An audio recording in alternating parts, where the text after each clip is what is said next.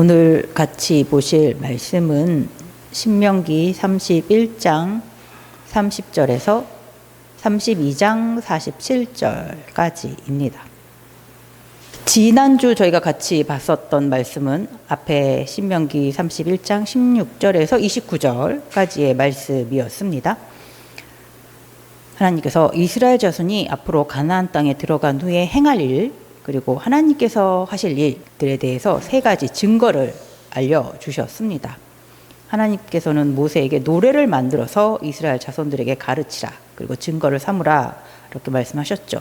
노래를 통해서 하나님께서 어떤 분이신지, 그리고 이스라엘 자손이 하나님께 어떻게 하게 될지, 그리고 하나님은 어떻게 하실지를 알려주라고 하셨습니다. 또한 율법책을 언약궤 옆에 두고 증거를 삼으라고 하셨고, 또 마지막으로 증거를 하늘과 땅이라고 하셨습니다. 하늘과 땅이 하나님의 말씀을 듣고서 순종할 것이기 때문이죠. 하나님의 말씀대로 이스라엘 자손을 받아들이기도 하고 하나님의 말씀대로 이스라엘 자손들을 토해내기도 할 것입니다. 하나님은 오늘날 성도에게도 하나님의 사랑의 증거를 보내주셨습니다. 하나님의 말씀이 육신으로 오신 예수님이시죠. 성도가 영원히 찬양해야 될 이름입니다. 성도가 거해야 할 곳이기도 합니다. 항상 예수 그리스도 안에 거하시면서 하나님의 사랑, 하나님의 은혜를 풍성히 누리시는 여러분들 되시기 바랍니다. 그리고 오늘 같이 본 말씀은 신명기 31장 30절에서 32장 47절까지의 말씀, 모세가 이스라엘 자손들에게 들려주는 노래의 내용입니다. 앞에 저희가 31장에서 들었었죠. 하나님께서 증거를 주실 때 그 중에 하나가 노래를 지으라는 것이었습니다. 그 노래를 통해서 이스라엘 자손들에게 하나님께서 증거를 남기시려고 합니다. 그래서 모세에게 노래를 지어서 이스라엘 자손들에게 가르치라고 하십니다. 하나님께서는 어떤 분이신가? 하나님께서 하나님의 백성들에게 어떤 일을 행하셨는지에 대한 증거가 될 수 있게 노래를 만들라고 하셨습니다. 또 모세가 노래를 만들었습니다. 그리고 이스라엘 자손들에게 이제 읽어주는 거죠. 30절에 보니까 그리고 모세가 이스라엘 총회에 많은 사람들이 다 모인 곳에서 이 노래의 말씀을 끝까지 읽어 들리니라. 모세가 이렇게 말을 시작합니다. 하늘이여 귀를 기울이라, 내가 말하리라. 땅은 내 입의 말을 들을지어다. 모세가 하는 말 2절, 내 교훈은, 모세가 하는 말은 교훈이라고 시작을 합니다. 내 교훈은 비처럼 내리고 내 말은 이슬처럼 맺히나니 연한 풀 위에 가는 비 같고 채소 위에 담비 같도다. 모세가 지금 부르고 있는 이 노래는 교훈으로 부르는 노래라는 거죠. 이스라엘 자손들에게 교훈이 될 수 있도록, 가르침이 될 수 있도록 하는 그런 노래다라고 말해주고 있습니다. 어떤 것들을 가르치냐면 비처럼, 이슬처럼, 연한 풀 위에 가는 비, 연한 풀 위에 굵은 비, 거센 비가 내리면 그 연한 풀은 떨어지고 죽죠. 뿌리도 다 상하게 되고, 가는 비가 내려야 연한 풀은 그 비를 먹고 튼튼해질 수 있습니다. 채소 위에도 단비가 내려야지 그 채소가 잘 자랄 수가 있습니다. 모세가 주는 이 교훈은 자라게 하는 교훈입니다. 이스라엘 자손들을 자라게 하는, 살리는, 생명이 되게 하는 그런 단비 같은 교훈이다라고 지금 말해주고 있습니다. 그 교훈의 내용은 3절, 내가 여호와의 이름을 전파하리니. 이 교훈을 속에서 전파하는 것은 여호와의 이름, 모세가 단비로 생명이 되게 하는 그 내용은 바로 여호와의 이름. 여호와의 이름이 이스라엘 자손에게 단비가 되고 생명이 된다라고 지금 모세가 말해주고 있습니다. 왜냐하면 4절, 그는 여호와 하나님은 반석이시니. 반석은 아주 큰 바위잖아요. 단단한, 흔들림이 없는, 변함이 없는, 때때로 햇볕이 너무 뜨거울 때는 그 밑에 가면 아주 시원하죠. 그늘이 되기도 합니다. 많은 비가 올 때는 피난처가 될 수도 있는 그런 곳이 바로 반석입니다. 하나님은 그렇게 반석 같은 분이시다. 그러면서 좀 더 자세하게 나와 있습니다. 그는 반석이시니 그가 하신 일이 완전하고 그의 모든 길이 정의롭고 진실하고 거짓이 없으신 하나님이시니 공의로우시고 바르시도다.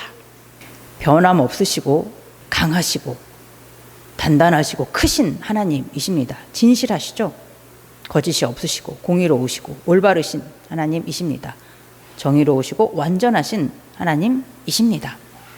그런 하나님 앞에 악을 행하면 옳지 않습니다. 그런데 그런 하나님 앞에, 정의로우신 하나님 앞에, 공의로우신 진실하시고 거짓이 없으신 하나님 앞에 악을 행하는 자가 있습니다. 5절에 그들이 여호와를 향하여 악을 행하니 하나님의 자녀가 아니요 흠이 있고 삐뚤어진 세대로다.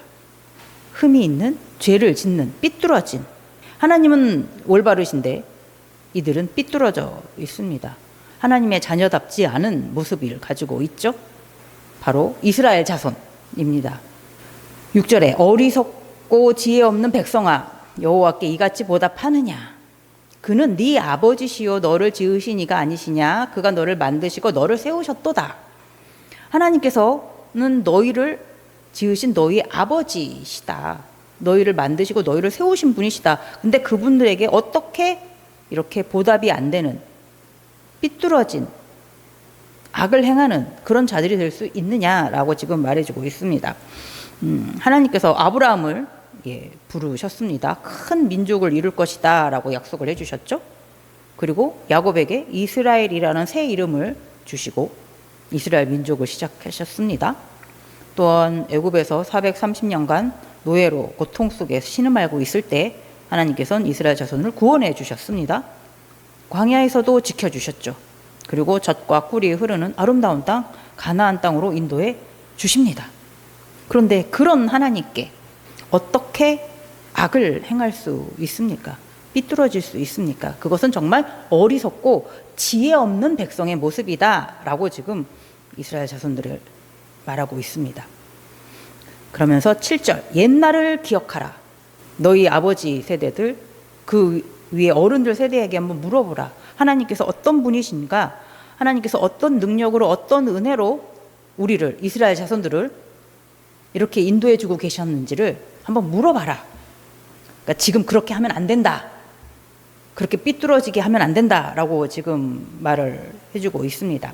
옛날을 기억하라라고 하면은 지금 이 노래를 듣고 가르침을 받을 사람들은 신명기에서 모세의 말을 듣고 있는 모압 평지에 있는 이스라엘 자손들이 아니라 이제 가나안 땅에 들어간 후에 그곳에서 이제 여호수아도 죽고 하나님과 함께 광야 생활을 했던 사람들, 하나님의 은혜를 받았던 하나님과 같이 놀라운 그 경험을 했던 사람들이 다 죽고 난 다음 세대들, 하나님과 같이 출애굽을 경험하지 않았던 세대, 하나님과 같이 광야 생활을 해왔지 않은 그 후손들이 하나님의 은혜를 전혀 경험하지 못해서 모르기 때문에요.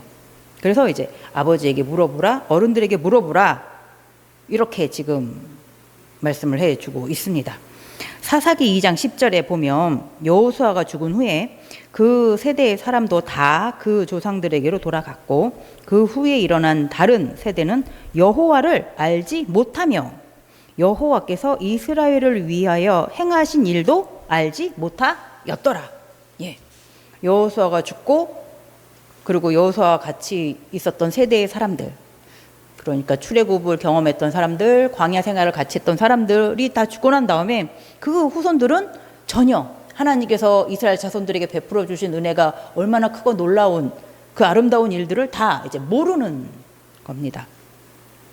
그때 돼서 이렇게 하나님 앞에 삐뚤어진 이스라엘 자손들이 됩니다. 어리석고 지혜 없는 백성이 됩니다. 하나님 앞에 악을 행하는 자녀들이 됩니다. 그때 그 이스라엘 자손들에게 지금 이렇게 이 노래가 증거가 될 수 있게 하기 위해서 모세가 이 노래를 지금 이스라엘 자손들에게 들려주고 있습니다. 그러면서 이제 하나님께서 어떤 분이신가, 너희들이 만나보지 못한 그 하나님이 어떤 분이신가를 얘기해 주고 있습니다. 8절에 하나님께서 이게 민족들, 인종들을 이 세상에서 이제 지내게 하면서 경계를, 살 수 있는 경계를 나누실 때 그 기준을 무엇으로 삼았냐면 지극히 높으신 자가 민족들에게 기업을 주실 때에, 인종을 나누실 때에 이스라엘 자손의 수효대로 백성들의 경계를 정하셨도다. 민족의 경계를 나누는 그 기준이 이스라엘 자손입니다. 그러니까 이스라엘 자손을 우선으로, 이스라엘 자손을 중심으로 정하신 거죠. 왜냐하면 하나님께서 이스라엘 자손을 하나님의 백성으로 선택하셨기 때문에. 그렇게 이스라엘 자손을 중심으로, 그러니까 이스라엘 자손을 사랑하신다라는 말씀이 담겨져 있습니다. 그래서 하나님께서는 이스라엘 자손을 항상 지켜주셨습니다. 황무지에서도 지켜주셨고 광야에서도 지키시고 보호해 주셨습니다. 눈동자같이 지켜주셨습니다. 하나님께서는 졸지도 않으시고 주무시지도 않으시면서 하나님의 백성을 지켜주시는 분이십니다. 또한 독수리가 자기의 새끼를 지키는 것처럼, 독수리는 자기의 새끼들을 지키고 또 훈련할 때 일부러 조금 더 어렵게 하는 경우도 있다고 합니다. 이게 둥지에서 이제 떨어지게 해서, 그럼 아직 날지 못하는 어린 새는 막 땅으로 떨어지겠죠? 그때 어미 독수리가 딱 가가지고 날개로 받쳐주는 거죠. 이렇게 훈련도 시키고 또 보호도 하는, 그처럼 하나님도 하나님의 자녀를 지키시고 또한 훈련하셨습니다. 11절에 마치 독수리가 자기의 보금자리를 어지럽게 하며 자기의 새끼 위에 너풀거리며 그의 날개를 펴서 새끼를 받으며 그의 날개 위에 그것을 엎는 것 같이, 하나님도 이렇게 이스라엘 자손을 훈련하시고, 그러니까 시험하시면서 또한 지키시고 보호해 주셨습니다. 하나님께서 이스라엘 자손들에게 만나를 내려주실 때 이스라엘 자손을 시험하는 것이다 라고 하셨죠. 출애굽기 16장 4절에 보면, 그때에 여호와께서 모세에게 이르시되 보라, 내가 너희를 위하여 하늘에서 양식을 비같이 내리리니 백성이 나가서 일용할 것을 날마다 거둘 것이라. 이같이 하여 그들이 내 율법을 준행하나 아니하나 내가 시험하리라. 하나님은 이렇게 이스라엘 자손들을 시험하시기도 하시면서 훈련도 시키셨습니다. 독수리가 자기의 새끼를 지키고 훈련하는 것처럼 그렇게 하나님도 이스라엘 자손들을 지키시고 보호하시고 또한 강하게 훈련하셨습니다. 근데 그것은 항상 하나님께서 혼자 하셨죠.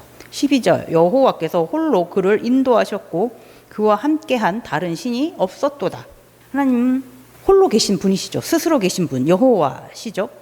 하나님께서 이스라엘 자손들을 인도하시고 나오실 때 애굽에서부터, 그리고 광야에서 40년 생활 동안 이스라엘 자손들이 배고프지 않도록 항상 만나를 주시고, 낮에는 구름 기둥으로 지켜주시고 밤에는 불 기둥으로 따뜻하게 해주시고, 옷이 헤어지지 않게 해주시고 발에 붙지 않게 해주시고, 물이 없을 때도 반석에서도 물이 나오게 해주시고, 그 많은 일들 하나님께서 그냥 혼자 다 하셨습니다.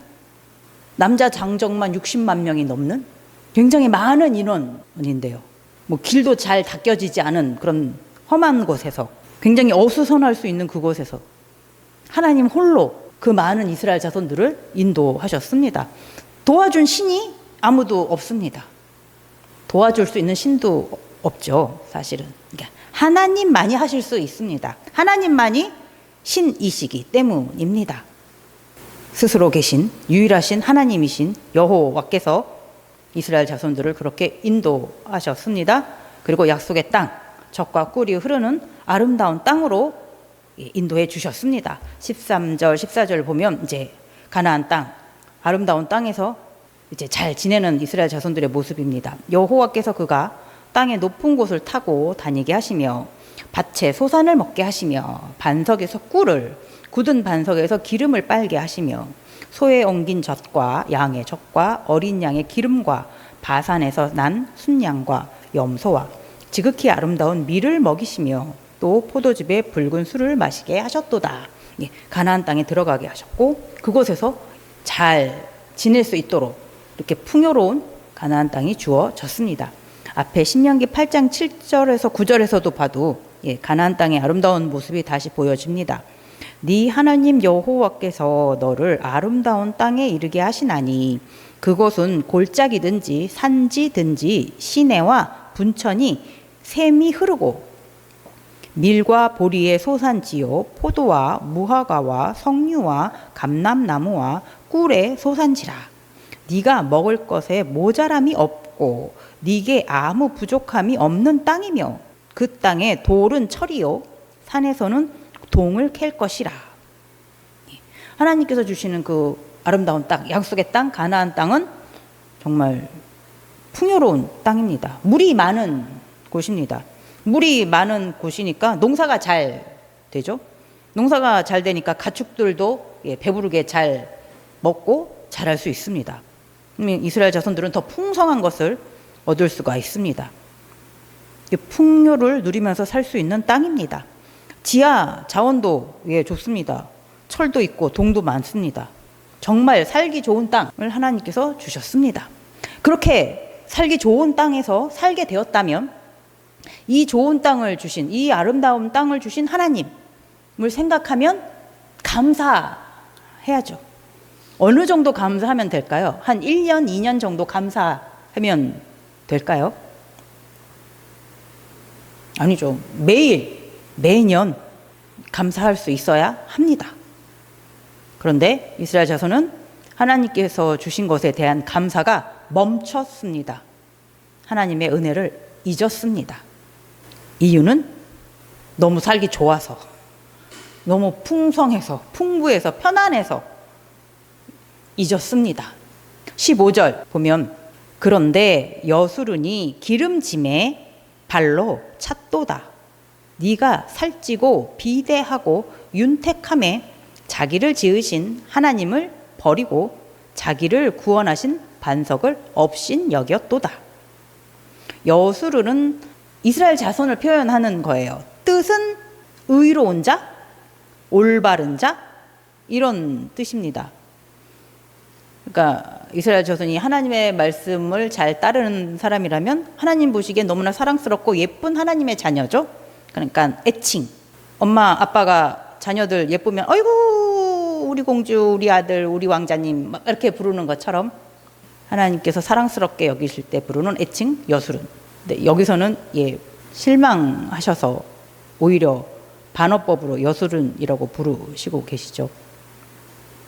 하나님의 자녀가 기름져서 자기가 살찌고 비대해져서 윤택해져서 하나님을 발로 찼습니다.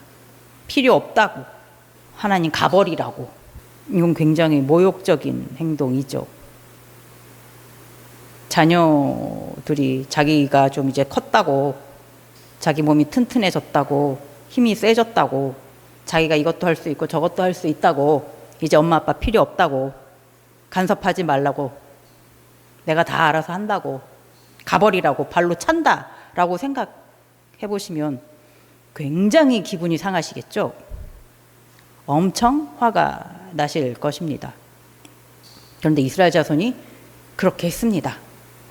자기가 살찌고 자기가 비대해지고 윤택해지고 기름지기 때문에 자기가 이제 힘이 좀 있다 이거죠. 내가 하고 싶은 대로 다 이제 할 수 있는 힘이 있다. 하나님 없어도 된다. 내가 다 할 수 있다. 앞에 신명기 8장 13절이랑 17절에 보면 또 네 소와 양이 번성하며 네 은금이 증식되며 네 소유가 다 풍부하게 될 때에 17절에 그러나 네가 마음에 이르기를 내 능력과 내 손의 힘으로 내가 이 재물을 얻었다 할 것이라. 하나님께서 풍성하게 채워주신 것인데 이제 자기가 풍요로워지고 자기가 기름지고 나니까, 자기가 윤택해지고 나니까, 자기가 살찌고 나니까 지금 이건 다 사실은 내가 한 거였어. 내가 땀 흘려서 이루어낸 것이었어. 내 손으로 한 것이었어. 하나님 필요 없으니까 이제 하나님 가세요 하고 발로 차버리는 거죠. 하나님을 업신 여기는 행동입니다. 모욕적인 모습이죠. 아주 이스라엘 자손들이 교만해졌습니다. 그런데 그러고서 혼자 사느냐? 그건 아니에요. 16절 보면 그들이 다른 신으로 그의 질투를 일으키며 가증한 것으로 그의 진노를 격발하였도다. 그런데 의외죠. 다른 신은 찾습니다. 하나님은 발로 차지만 다른 신은 찾습니다. 인간의 욕망을 채워주는 그런 신으로 하나님께서 진노하시는 일이죠. 하나님께서 아주 가증하게 여기는 것입니다. 사람이 만들어낸 우상을 섬기는 것. 이것은 다른 신이 있다 믿는다라는 것은 하나님만이 신 여호와시다라는 것을 믿지 않는 것, 인정하지 않는 것이죠. 하나님께 굉장히 모욕적인 그런 모습입니다. 하나님을 버리고 하나님을 업신여기고 하나님을 발로 차고 다른 신을 따르는 이스라엘 자손들의 모습을 보고 하나님께서 진노하십니다. 하나님의 얼굴을 숨기시죠. 이스라엘 자손들을 이제 더 이상 쳐다보지 않으십니다. 살펴주시지 않으십니다. 그리고 징계를 내리십니다. 그 징계의 방법은 21절 보면 하나님은 이런 방법을 택하십니다.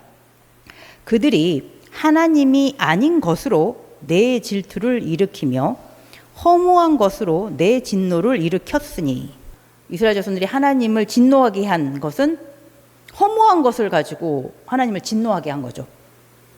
세상에 없는 것, 우상, 절대 하나님이 아닌 신이 아닌 그 허무한 것, 우상을 가지고 하나님을 진노하게 했습니다.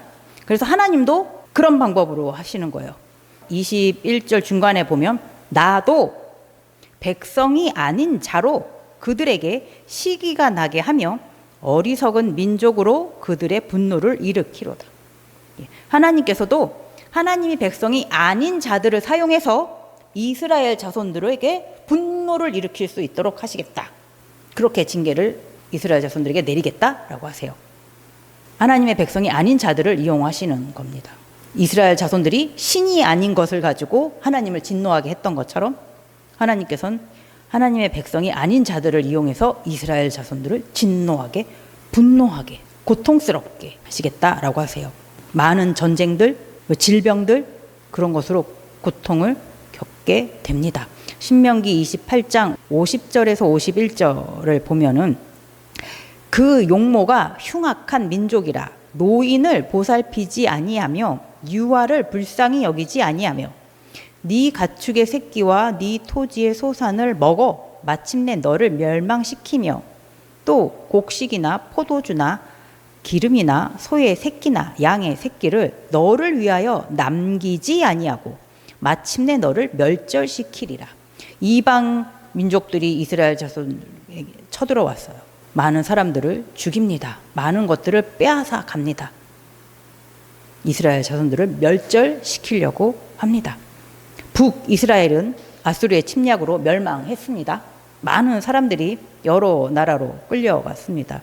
남쪽 유다도 나중에 바벨론의 침략으로 멸망했습니다. 많은 이들이 포로로 끌려갔습니다.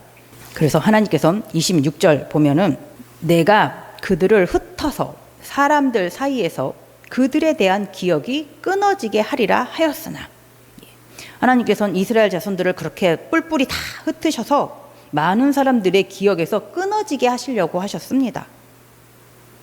세상 사람들의 기억에서 이스라엘 사람들을 아예 지우시려고 하셨습니다. 이건 이스라엘 자손들이 받아야 될 징계이기 때문이에요. 율법에 보면 부모를 경홀히 여기는 자, 그런 자에 대한 징계는 죽음이었습니다. 그럼 그 율법에 따라서 이스라엘 백성의 아버지이신 하나님을 경홀히 여긴 이스라엘 자손에 받아야 될 징계는 죽음이죠. 그런데 말씀을 보면 하였으나라고 하세요. 이스라엘 자손들을 완전히 세상에서 지우시려고 하셨지만 그렇게 하지는 않으셨다라고 말씀하십니다. 끊어지게 하리라 하였으나, 끊어지게 하려고 하셨지만 그렇게 하시지는 않으셨다. 그러니까 이스라엘 자손들이 끊어지지는 않았습니다. 하나님께서 이스라엘 자손들을 끊지는 않으신 그 이유는 무엇일까요? 27절에 나와 있습니다. 하나님께서 이스라엘 자손을 이 세상에서 완전히 끊지는 않으신 이유. 27절 보면 혹시 내가 원수를 자극하여 그들의 원수가 잘못 생각할까 걱정하였으니 원수들이 말하기를 우리의 수단이 높으며 여호와가 이 모든 것을 행함이 아니라 할까 염려함이라. 하나님의 원수라면 하나님을 믿지 않는 자들이죠. 이방 민족들, 그러니까 이스라엘 백성들을 멸망하는데 이제 같이 했던 그런 자들이죠. 근데 이 하나님을 믿지 않는 이 하나님의 원수들이 이제 생각을 하는 거예요. 우리의 수단이 높아서, 우리의 능력이 높아서 우리가 이스라엘 자손들을 다 이렇게 쫓아냈다. 우리가 다 승리했다. 이들을 다 포로로 끌고 왔다. 이렇게 생각할까 한다는 거예요. 하나님께서 행함이 아니라 할까? 이건 그쵸. 여호와는 이스라엘 자손들이 믿는 하나님이니까 하나님께서 이렇게 하셨다라고 생각하지 않는다라는 거죠. 이건 우리가 잘해서, 우리의 능력이 뛰어나서, 우리가 힘이 강해서 이스라엘 자손들을 이렇게 다 멸망했다라고 그들이 생각할까 봐. 그래서 하나님께서는 이스라엘 자손들을 이 세상에 다 끊으시지는 않으셨다라는 거예요. 하나님께서 이스라엘 자손들을 그렇게 여러 나라로 뿔뿔이 다 흩으신 것은 하나님께서 이스라엘 자손들에게 내리는 징계셨죠. 하나님 앞에 교만해진 이스라엘 자손들에게 내리는 하나님의 징계였습니다. 원수들이 강해서 그들이 이스라엘 백성들을 다 이겨낸 건 아닙니다. 30절에도 그들의 반석이 그들을 팔지 아니하였고 여호와께서 그들을 내주지 아니하셨더라면 어찌 하나가 천을 쫓으며 둘이 만을 도망가게 하였으리요. 그들의 반석은 하나님, 이스라엘 자손의 반석, 하나님이시죠. 하나님께서 그 이방 민족들에게 이스라엘 자손들을 내주지 않았다면 너희들은 결코 이스라엘을 이기지 못했을 것이다. 너희들이 강해서, 너희의 신이 강해서 이긴 것이 아니다. 내가 이스라엘 자손들을 너희들에게 준 것이다. 이렇게 말씀하고 있습니다. 이사야 10장 5절에 보면 아수르 사람은 화 있을진저 그는 내 진노의 막대기요 그 손의 몽둥이는 내 분노라. 하나님께서 아수르 사람을 이용하셔서 이스라엘 자손들에게 징계를 내리신 것, 막대기를 치시고 몽둥이를 드신 것이라고 지금 표현하고 계십니다. 하나님께서 이방 민족을 이용하셔서 이스라엘 자손들을 징계하십니다. 그리고 이 이방 민족들은 그러면 어떻게 하시나요? 그들에게도 환란이 있습니다. 왜냐하면 그들은 하나님을 무시하고 있으니까요. 계속. 그래서 그들에게도 하나님께서는 보복하신다고 하십니다. 35절에 그들이 실족할 그때에 내가 보복하리라. 그들의 환난 날이 가까우니 그들에게 닥칠 그 일이 속히 오리로다. 하나님은 그 원수들에게도 빚을 갚으십니다. 그리고 이스라엘 자손들을 다시 하나님의 백성을 다시 살피십니다. 36절 보면 참으로 여호와께서 자기 백성을 판단하시고 그 종들을 불쌍히 여기시리니 곧 그들의 무력함과 갇힌 자나 노인자가 없음을 보시는 때로다. 하나님께서 이스라엘 자손들을 다시 살펴보시고 불쌍히 여기시고 피난처를 주시고 다시 불러들이십니다. 신명기 30장 3절에서 5절 보면 네 하나님 여호와께서 마음을 돌이키시고 너를 긍휼히 여기사 포로에서 돌아오게 하시되 네 하나님 여호와께서 흩으신 그 모든 백성 중에서 너를 모으시리니 네 쫓겨간 자들이 하늘가에 있을지라도 네 하나님 여호와께서 거기서 너를 모으실 것이며 거기서부터 너를 이끄실 것이라. 네 하나님 여호와께서 너를 네 조상들이 차지한 땅으로 돌아오게 하사 네게 다시 그것을 차지하게 하실 것이며 여호와께서 또 네게 선을 행하사 너를 네 조상들보다 더 번성하게 하실 것이며. 그리고 하나님께서 이스라엘 자손들의 마음에 할례를 베풀어 주십니다. 그래서 이스라엘 자손이 마음을 다하고 뜻을 다하여 하나님만을 사랑하면서 살 수 있도록 해 주신다고 하십니다. 39절 이는 나 곧 내가 그인 줄 알라. 나 외에는 신이 없도다.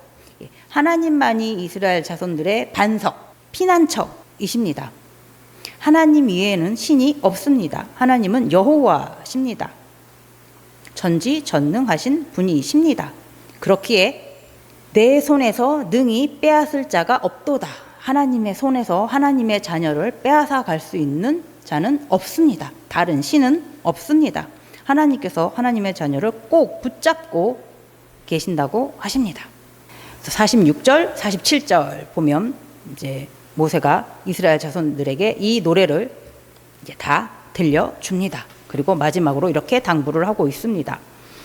그들에게 이르되 내가 오늘 너희에게 증언한 모든 말을 너희의 마음에 두고 너희의 자녀에게 명령하여 이 율법의 모든 말씀을 지켜 행하게 하라. 하나님의 말씀을 잘 지켜서 행하라고 다시 한번 당부하고 있습니다. 47절에도 이는 너희에게 헛된 일이 아니라 너희의 생명이니 이 일로 말미암아 너희가 요단을 건너가 차지할 그 땅에서 너희의 날이 장구하리라. 이 말씀, 하나님께서 우리에게 지키라고 주시는 이 모든 말씀들은 헛된 것이 결코 아니다. 이 말씀을 지키는 것은 헛수고하는 것이 아니다. 하나님의 말씀을 지키는 것은 너희에게 생명이다. 너희의 생명이 좌우되는 일이다. 하나님의 말씀을 지키는 것은 가나안 땅에서 오래오래 평안하게 행복하게 살 수 있는 방법이다. 하나님의 말씀을 잘 지켜 행하면서 살아라 라고 다시 한번 당부해 주고 있습니다. 하나님은 이스라엘 자손들에게 생명을 주신 아버지시죠. 그리고 생명을 보호해 주시는 보호자, 반석이십니다. 언제나 변함없이 이스라엘 자손들을 사랑하시고 정의롭게 가르치시고 따뜻하게 품어주시는, 그리고 피난처가 되어주시는 보호자가 되어주시는 분이십니다. 그리고 하나님은 이스라엘 자손의 아버지뿐만이 아니라 하나님 자녀의 아버지이시죠. 이스라엘 자손의 반석이시면서 하나님 자녀의 반석이십니다. 그렇게 하나님은 오늘 우리에게도 반석으로 함께하고 계십니다. 하나님은 여전히 정의로우시고 진실하시고 거짓이 없으시고 공의로우시고 올바르십니다. 그런 마음으로 하나님의 자녀를 사랑하고 계십니다. 잘못했을 땐 야단도 치시지만 잘못을 뉘우치면 따뜻하게 품어주십니다. 대적의 손에서는 구원해 주시는 분이십니다. 하나님의 이름을 부르고 찾으면 항상 그 자리에서 우리를 기다리고 계시는 분이십니다. 하나님만이 하나님의 자녀, 우리의 반석이십니다. 피난처이십니다. 아버지이십니다.